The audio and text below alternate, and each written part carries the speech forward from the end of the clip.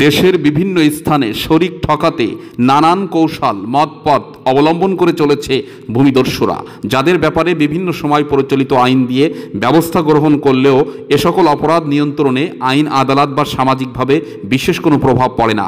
অন্যথায় সৃষ্টি হয় মল্লযুদ্ধ, রক্তক্ষয়ী সংঘর্ষ, যা প্রতিদিন বাংলাদেশের কোনো না কোনো স্থানে ভূমিদস্যুদের দ্বারা সংগঠিত হচ্ছে। আমার নাম রুমা। আমরা জমি কিনছি, সেই জমি দখলে যাওয়ার পরে আমাকে মারধর করছে। আমার স্বামীকেও মারধর করছে। আমার স্বামীর নাম রবিউল ইসলাম খোকন। খুলনা ডুমুরিয়ার ১ নং ধামালিয়া ইউনিয়নের বরুণা গ্রামে এমনই ঘটনার জন্ম হয়েছে, যেখানে বরুণা মৌজার লাইলি বেগম পিতা মৃত জোনাব আলী মোল্লা সাং বরুণা ধামালিয়া ডুমুরিয়া খুলনা। অরিশ সূত্রে লাইলি বেগমের অংশ বরুণা গ্রামের রবিউল ইসলাম খোকন পিতা জাহান আলী মোল্লার নিকট বিক্রয় করে দেয়। জমির পরিমাণ প্রথম দলিল ৮ শতক ৬৭ পয়েন্ট, দ্বিতীয় দলিল ৫ শতক ৫৯ পয়েন্ট, যার মৌজা বরুণা, খতিয়ান নম্বর ৮৯৯/900/916। ৮ শতক ৬৭ পয়েন্ট জমির বাজার মূল্য ৩ লক্ষ টাকা। ৫ শতক ৫৯ পয়েন্ট জমির মূল্য ২.৫ লক্ষ টাকা জমির মালিক লাইলি বেগম ধার্য করে। সর্বশেষ উক্ত জমি সরকারি মিউটেশনের জন্য অনলাইন আবেদন করেন ১৯৭৫ খতিয়ান সিরিয়ালে ২৩/৯/২০২২ ইং তারিখ অনলাইন আবেদন করেন। পরবর্তীতে ২৯/১/২০২৩ ইং তারিখ মিউটেশন আবেদন ফাইনাল কপি হাতে পান, যার আবেদন নম্বর ৩৫-৩৮-০৫০। অন্য দলিলে ২০/২৮ খতিয়ান নাম্বারে ১/১১/২০২৩, পরবর্তীতে ২৮/১১/২০২৩ মিউটেশন আবেদনের অনলাইন মঞ্জুর কপি বুঝে পায় রবিউল ইসলাম মোল্লা, যার আবেদন নম্বর ৫০/৯৮-৭৩৭। ভুক্তভোগী রবিউল ইসলাম মোল্লা উক্ত জমি বিক্রেতা লাইলি বেগমের নিকট হতে জমি ক্রয়ের পরে দখল নিতে বিভিন্ন সময় লাইলি বেগমের কাছে ধর্ণা দেন। লাইলি বেগম ও তার ছেলে মোহাম্মদ হারুন মোল্লা পিতা মৃত মকবুল মোল্লা সাং কাটিঙ্গাকে বেধড়ক মারপিট করে লাইলি বেগমের অরিশগণ, যাদের মধ্যে আব্দুল খালেক, আব্দুল মালেক, মিজানুর, ইকলাস মোল্লা, ফরহাদ গাজী সহ আরো অনেকেই জমি ক্রেতা রবিউল মোল্লার উপর ও জমি বিক্রেতা হারুন মোল্লার উপর দেশীয় অস্ত্র দিয়ে বেধড়ক মারপিট করে। আমি মোহাম্মদ হারুন মোল্লা, আমার বাড়ি কাটিঙ্গায়, বরুণায় আমার মামার বাড়ি। আমার মামার বাড়ির সম্পত্তি আমার এক স্বাস্থ্য মামার কাছে বিক্রয় করে দীর্ঘ ৪ বছর আগে, কিন্তু ৪ বছর ধরে তারা জমি বোঝাই না দিয়ে বিভিন্ন রকম তালবাহানা করে। গত ৮ তারিখে আমি এই জমি ক্রেতাকে বোঝাই দিতে আসলে একটা প্লট মাপার পরে পিছন থেকে এসে আমার মামাতো ভাইরা এই জমি ভোগ দখল করে, যারা রাজ্জাক, মালেক, খালেক, এরা পিছন থেকে এসে আমাকে অতর্কিতভাবে হামলা করে এবং আমাকে এলোপাতাড়িভাবে মারধর করে রাস্তা থেকে এক গর্তে ফেলে দিয়ে আমার মাজার ডাইন সাইডে লাফিয়ে পড়ে। এমতো অবস্থা আমি উপজেলা স্বাস্থ্য কমপ্লেক্সের ট্রিটমেন্টে থানা একটা অভিযোগ করি। রবিউল ইসলাম মোল্লা ক্রয়কৃত জমিতে দখলে যাওয়ার জন্য স্থানীয় পর্যায়ে রাজনৈতিক বিভিন্ন দলের নেতাকর্মীদেরকে একত্রিত করে সমাধানের চেষ্টা করলেও ভৌতিক কারণে ন্যায় বিচার থমকে দাঁড়িয়েছে।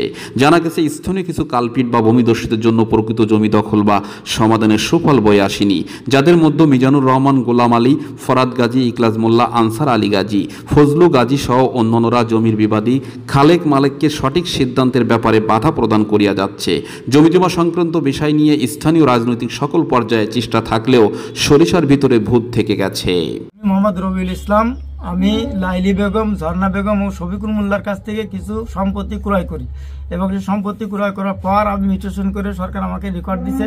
সেই জমিটা যাদের কাছ থেকে ক্রয় করি তারা এসে আমার বুঝ করে দেওয়ার সময় যাদের কাছ থেকে ক্রয় করি তাদের শরিকরা আমার পরে বিভিন্ন কায়দায় প্রেশারাইজ করে এবং বাইরেতে ফরহাদ গাজী, মিজানুর মোল্লা, ইকলাস মোল্লা এ ধরনের সবাইকে নিয়ে আসে প্রতিহত করার, বারবার প্রতিহত করে এবং মারামারি করে আমার সেই জমিটা যাতে আমি কীভাবে না নিতে পারি সেই প্রচেষ্টা করে আমাকে বিভিন্ন ধরনের হয়রানি করতেছে এবং আমার অনুরোধ যাতে আমি এই সমাজে আমার জমিটা ফিরে পাই, সেই লক্ষ্যে যেন কাজ হয়।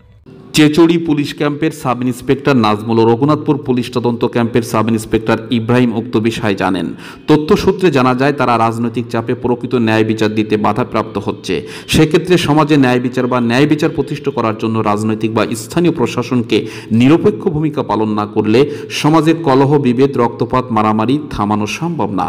এ ব্যাপারে বিবাদী আব্দুল খালেক, আব্দুল মালেক শরিক আইবের সাথে কথা বললে তারা বিভিন্ন ফন্দি ফিকির করতে থাকে। প্রকৃত অর্থে আব্দুল খালেক, আব্দুল মালেক এটাই স্বীকার করে যে আমার ফুফু লাইলি বেগম প্রকৃত জমির দাবিদার এবং সে অন্যত্তরে জমি বিক্রি করেছে, আমরা তাদের জমি দিতে চাই। কিন্তু আব্দুল খালেক, আব্দুল মালেকের কথার ভিতরে থেকে যায় অনেক রহস্য। আমাদের কাছ থেকে তো ওই জমিটাও কিনিনি, কিনেছে আমার ফুফুর কাছ থেকে। সে জমিগুলো সবির ওই আমার ফুফুর কাছ থেকে বুঝ না করে নিয়ে আমাকে 3 ভাইয়ের নামে হয়রানি করতেছে। 3 ভাইয়ের নামে কেস করতেছে কি জন্য? সেই জমিগুলো তাকে কাছে বুঝ করে নিয়ে ঠিকঠাক করে নিয়ে তাহলে আসুক, যে আমরা তো জমি দিয়ে দিতে চাইছি, তাহলে 3-4 বছর ধরে এই জমিগুলো ফেলাইনি রয়েছে, করতেছে কোর্টে হ্যানে হানে সব জায়গায় হারেস করে, তাও তো সে বুঝ করে কয়েছে আমরা দিয়ে দিতে চাইছি, যে আমাকে যে ভাই বিটের জমি রয়েছে তার নিজেরটা আমরা জমি বুঝ করে দিয়ে দিতে চাইছি। উক্ত ঘটনায় আব্দুল খালেকের স্ত্রী বিউটি বেগম বাদী হয়ে মোহাম্মদ হারুন মোল্লা, রবিল মোল্লা, রফিকুল মোল্লা, শফিকুল মোল্লা, হাসান মোল্লার নামে ডুমুরিয়া থানাতে একটি অভিযোগ করেছেন। এজাহারে উল্লেখ করেছেন তার স্বামীকে কুপিয়ে মাথার উপরিভাগের সম্মুখে রক্তাক্ত করে।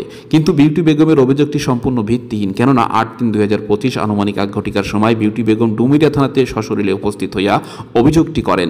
একই সময় তার স্বামী আব্দুল খালেক মোল্লা 8/3/2025 1 ঘটিকার সময় সশরীরে উপস্থিত হইয়া একটি সাধারণ ডায়েরি করেন, ডায়েরি নম্বর 829। জিডিতে আব্দুল খালেক উল্লেখ করেন, 1 ও 2 নং আসামি আমাকে বাঁশের লাঠি দিয়ে আমার শরীরের বিভিন্ন স্থানে মারপিট করে। অন্যদিকে বাদী বিউটি বেগম আব্দুল খালেকের স্ত্রী তার অভিযোগে উল্লেখ করেন, হত্যার উদ্দেশ্যে 1 নং বিবাদী পার্শ্ব হতে ধারালো অস্ত্র দিয়ে আমার স্বামীকে হত্যার উদ্দেশ্যে মাথা লক্ষ্য করে সজোরে কোপ মারে। বিউটি বেগমের অভিযোগে ধারালো অস্ত্র দিয়ে কোপ মারার কথা উল্লেখ করা হয়েছে। পরবর্তীতে সাধারণ ডায়েরিতে বাঁশের লাঠি দিয়ে আঘাত করার কথা বলা হয়েছে। এখানেই প্রমাণিত হয় একটি মিথ্যাকে সত্য করতে গেলে এমনইভাবে প্রকৃত সত্য উন্মোচিত হয়।